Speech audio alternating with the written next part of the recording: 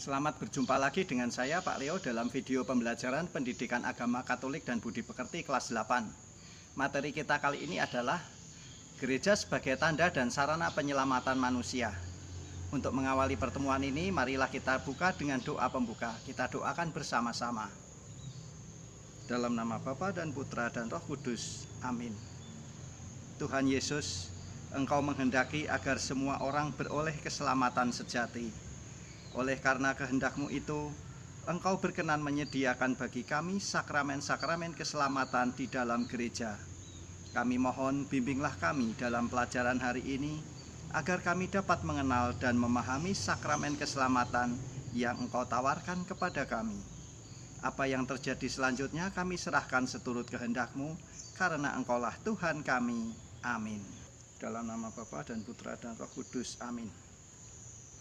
Anak-anak, mari kita awali dengan mengamati sebuah cerita, yaitu cerita tentang memberi nama. Silahkan dibaca di layar handphone masing-masing. Ada sebuah kampung yang bernama Watala, yang hampir setiap hari mengalami kematian anak-anak. Semua orang tidak tahu apa sebabnya. Anak-anak itu menderita penyakit yang aneh.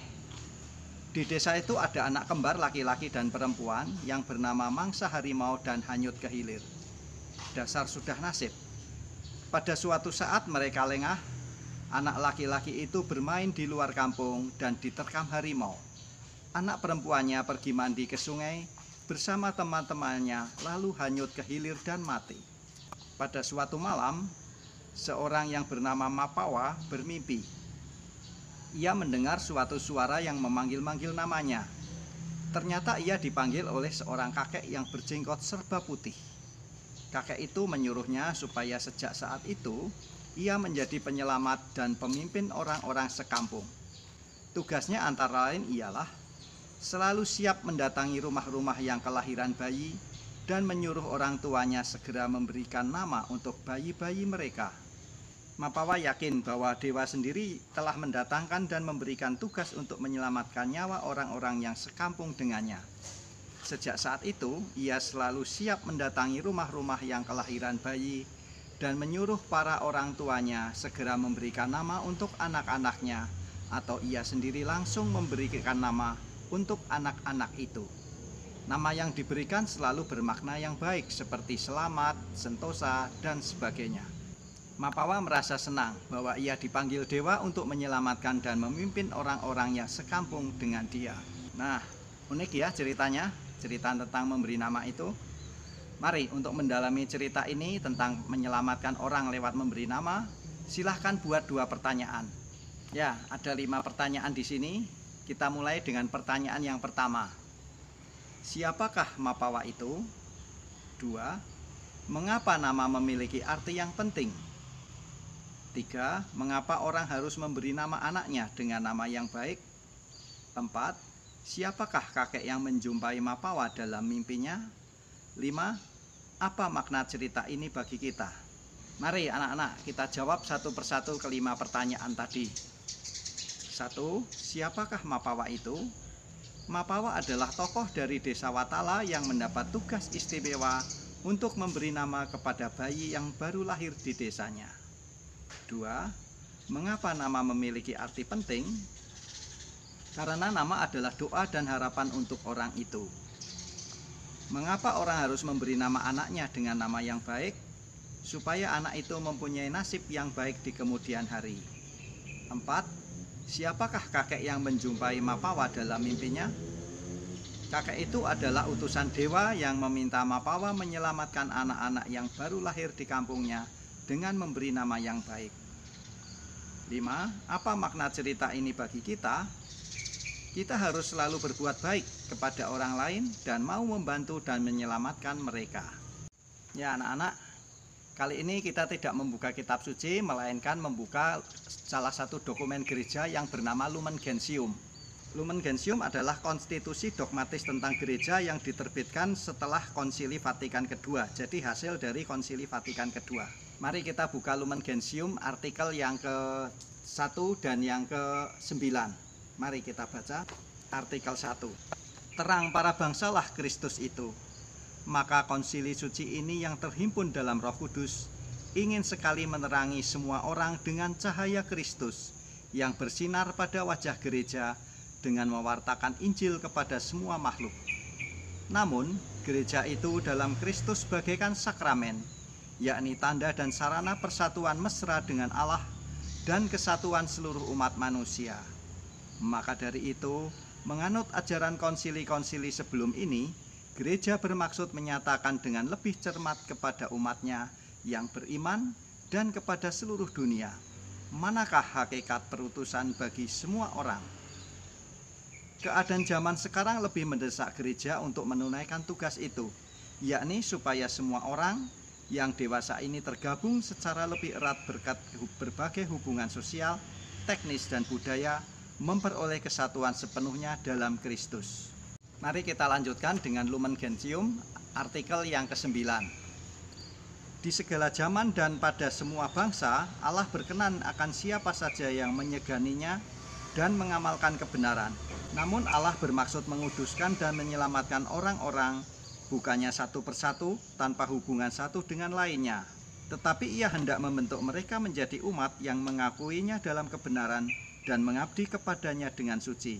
Maka Ia memilih bangsa Israel menjadi umatnya, mengadakan perjanjian dengan mereka dan mendidik mereka langkah demi langkah dengan menampakkan dirinya serta rencana kehendaknya dalam sejarah dan dengan menguduskan mereka bagi dirinya. Tetapi itu semua telah terjadi untuk menyiapkan dan melambangkan perjanjian baru dan sempurna yang akan diadakan dalam Kristus dan demi pewahyuan lebih penuh yang akan disampaikan melalui sabda Allah sendiri yang menjadi daging. Adapun seperti Israel menurut daging yang mengembara di padang gurun sudah disebut gereja atau jemaat Allah. Begitu pula Israel baru yang berjalan dalam masa sekarang dan mencari kota yang tetap di masa mendatang juga disebut gereja Kristus. Sebab Ia sendiri telah memperolehnya dengan darahnya, memenuhinya dengan rohnya, dan melengkapinya dengan sarana-sarana yang tepat untuk mewujudkan persatuan yang tampak dan bersifat sosial. Allah memanggil untuk berhimpun mereka yang penuh iman, mengarahkan pandangan kepada Kristus Yesus, pencipta keselamatan serta dasar kesatuan dan perdamaian. Ia membentuk mereka menjadi gereja, supaya bagi semua dan setiap orang menjadi sakramen keikahatan yang menandakan kesatuan yang menyelamatkan itu. Gereja yang harus diperluas ke segala daerah, memasuki sejarah umat manusia, tetapi sekaligus melampaui masa dan batas-batas para bangsa. Dalam perjalanannya menghadapi cobaan-cobaan dan kesulitan-kesulitan, gereja diteguhkan oleh daya rahmat Allah yang dijanjikan oleh Tuhan kepadanya. Ya anak-anak, setelah mendengar atau membaca Lumen Gentium, artikel yang pertama dan ke-9 tadi, carilah hal-hal berikut ini. A. Kalimat mana yang menunjukkan gereja sebagai tanda dan sarana keselamatan? B. Berdasarkan dua artikel tersebut, apa tugas gereja bagi umat manusia? Dan C. Bagaimana cara gereja menyalurkan berkat keselamatan kepada umat manusia? Ya anak-anak, silahkan dicatat pertanyaan dan jawabannya di buku catatan kalian masing-masing. Setelah itu mari kita lanjutkan dengan mencatat rangkuman materi. Kehadiran Tuhan yang menyelamatkan menjadi suatu kebutuhan mutlak bagi manusia. Allah menyelamatkan manusia melalui sarana-sarana yang ada di dunia ini dengan simbol atau lambang-lambang. Manusia atau sesama dapat pula dipakai oleh Allah untuk menjadi sarana keselamatan bagi orang lain. Jadi, Tuhan dapat berkarya melalui sesama kita. Demikian pula gereja. Gereja adalah sarana yang dipergunakan oleh Allah dalam melaksanakan karya penyelamatannya. Gereja adalah merupakan sakramen, yaitu tanda dan sarana dari Allah untuk menyelamatkan umat manusia. Sakramen berasal dari kata sakral yang berarti suci atau kudus. Dengan demikian, gereja memiliki tugas untuk menjadi sarana dan pembawa keselamatan bagi umat manusia. Gereja menyalurkan rahmat keselamatan melalui 7 sakramen, yaitu 1.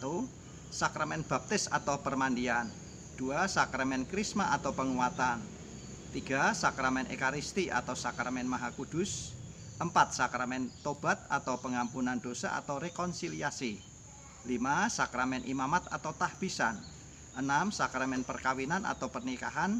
Dan yang ke-7, sakramen pengurapan orang sakit. Anak-anak, setelah mencatat materi tadi, mari kita refleksikan apa yang telah kita dapatkan dalam pertemuan kita kali ini. Silahkan pejamkan mata, dengarkan Pak Leo. Yesus adalah juru selamat untuk semua orang supaya memperoleh keselamatan kekal. Sudahkah saya merasakan bahwa gereja sebagai tanda dan sarana keselamatan?